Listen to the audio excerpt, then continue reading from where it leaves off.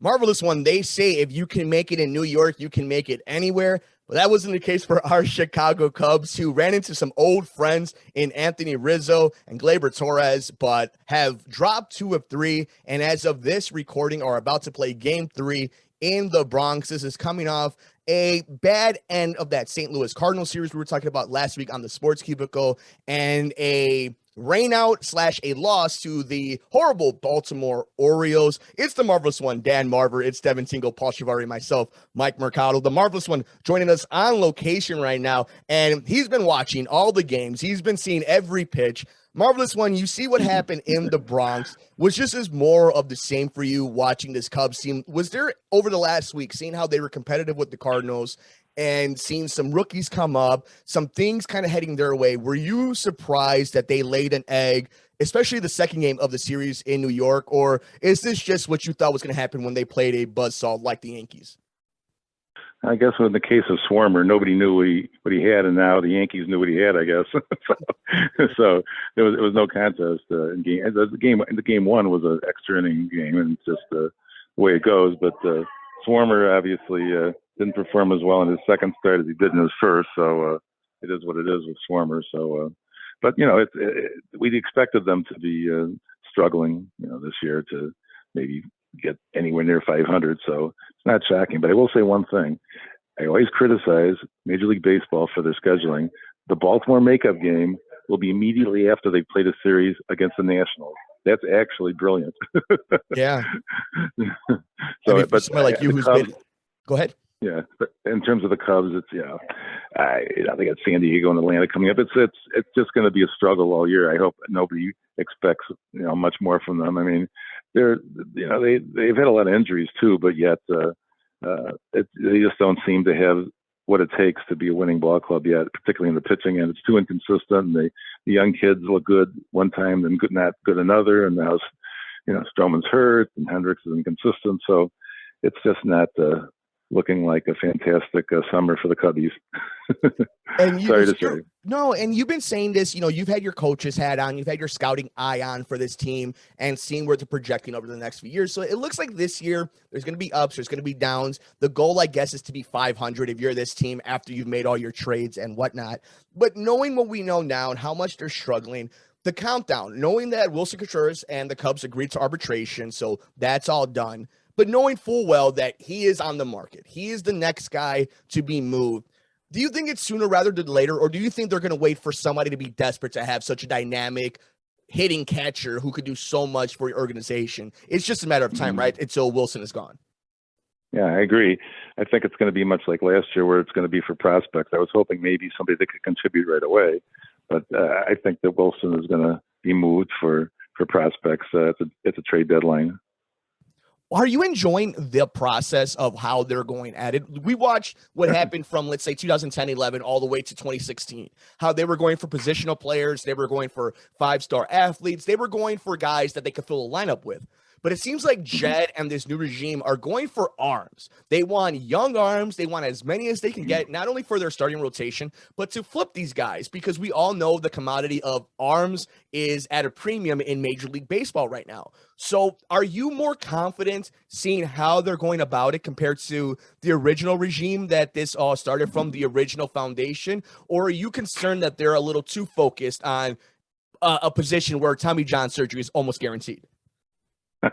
Well, it's apparently, and this is true, that the big acquisition for that 2016 team was a free agent by the name of John Lester, and they may need to do something like that again to have a foundation pitcher that strengthens their rotation and can win consistently.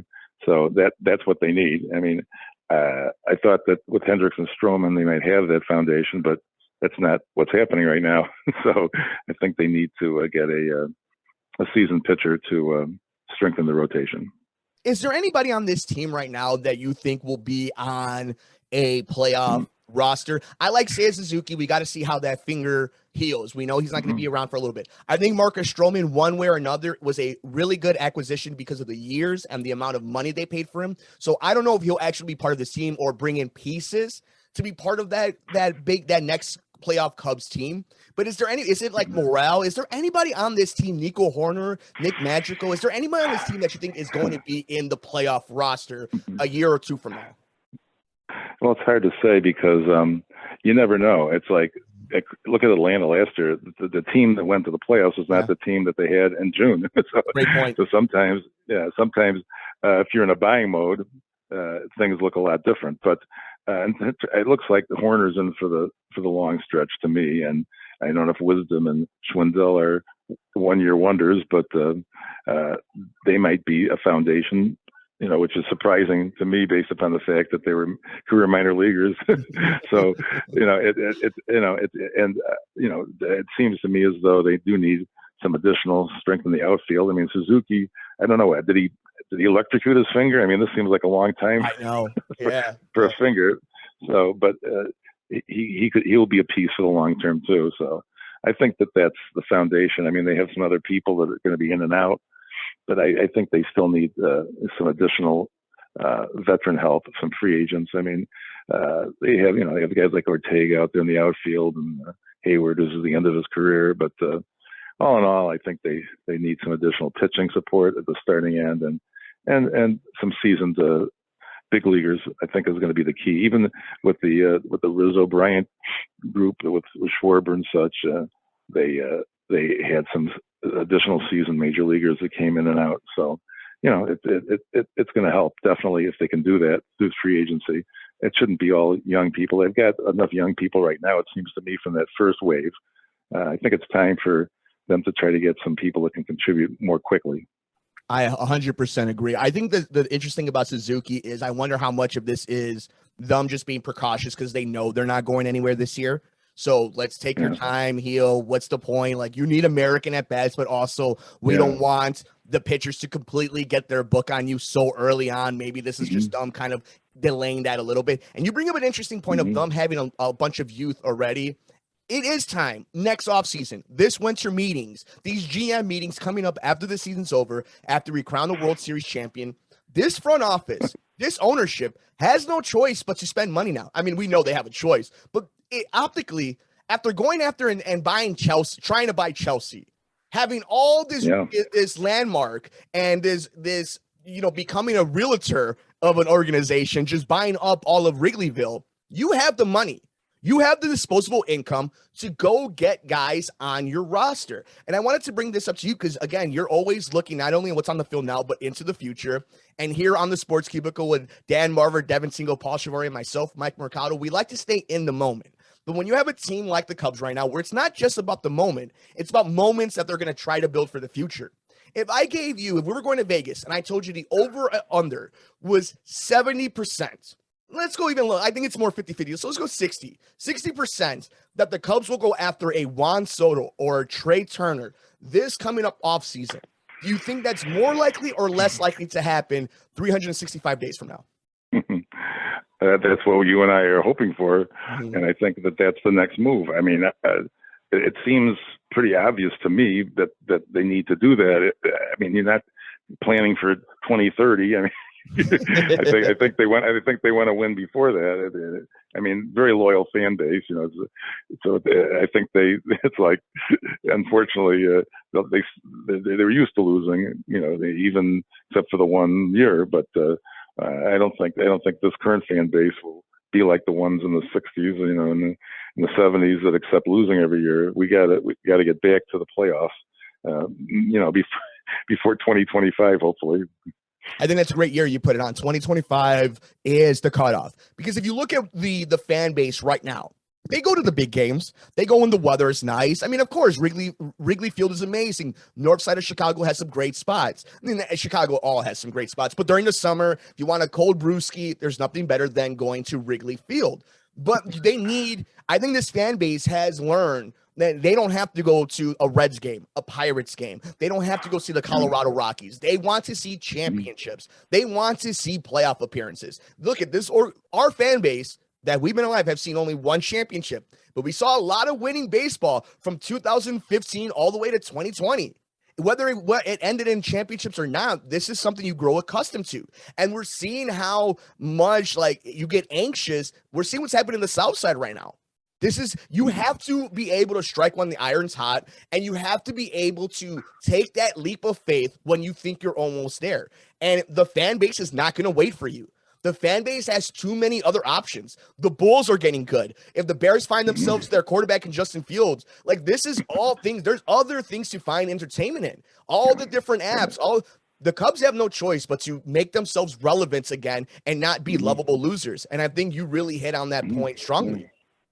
Yeah, the other thing is there's a lower bar for making the playoffs now with 6 teams instead of 5. Yeah, I mean, you might get a 500 or slightly below 500 team that makes it in one of the leagues, and particularly next year when there's interleague play is expanded, you may have one league that dominates in interleague play, and you may have multiple teams below 500 in one of the leagues that make the playoffs. So it's you never know. It's just the way it is, and it's not it's not even really balanced when you're talking about the wild cards, because everybody has their supposed special team they play. Cubs, Sox, obviously, Mets, Yankees, but every team has a team that they play every year, no matter what.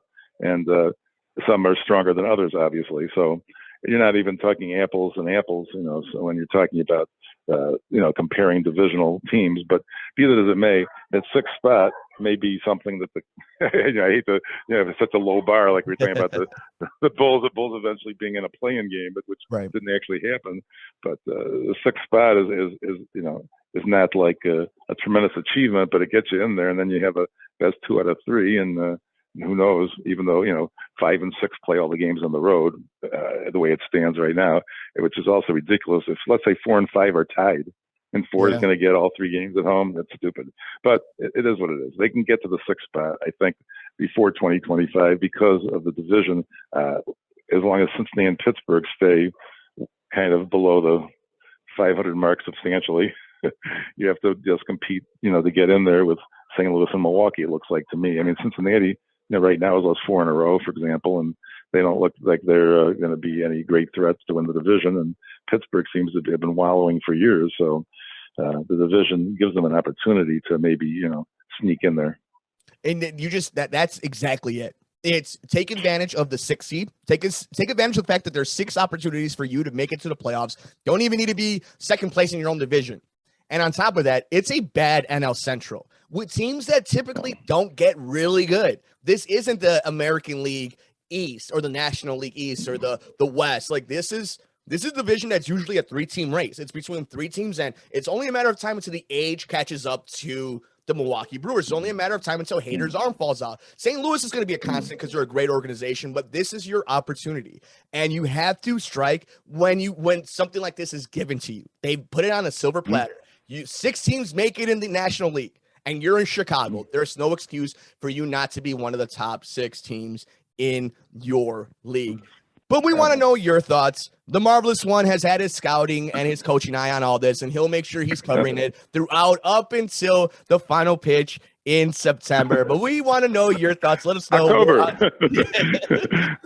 We're on Twitter at Sports Cubicle TV. It's the Marvelous One, Dan Marver. It's Devin Tingle. It's Paul Chivari. I'm Mike Mercado.